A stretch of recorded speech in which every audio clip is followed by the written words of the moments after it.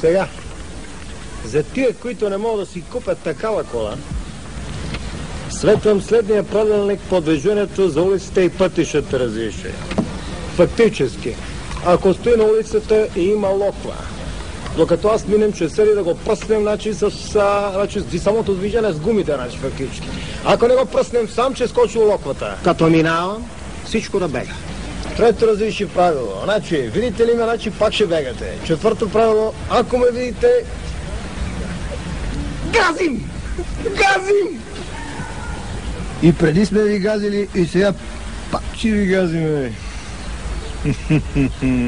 Бегай! Бегай! Ало, пешеходеца. Кой? Аз ли? Да, пешеходец съм. Къде бе? Тръгнал съм тук на пазарова. Ако не те опръскам като минем с колата, Да се овъргалям в локвата. Добре, разбира се как. ясно ли, запомни ли? Но да има кал. Целият да се овъргалям. И да е дълбока локвата.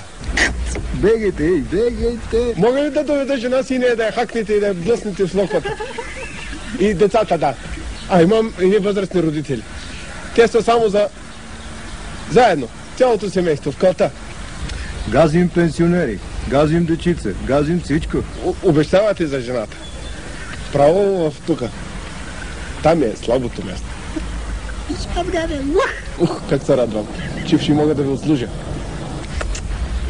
Сега ли ще ма хаквате да се блъсна от локвата или след 10 минути, когато на пазарувам? По-ще хубаво, като взема яйцата. Да може яйца и локва и кал. Няма, айде.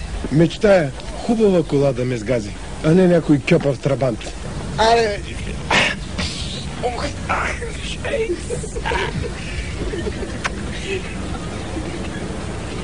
Нема се плашите. Айде, тръгваме.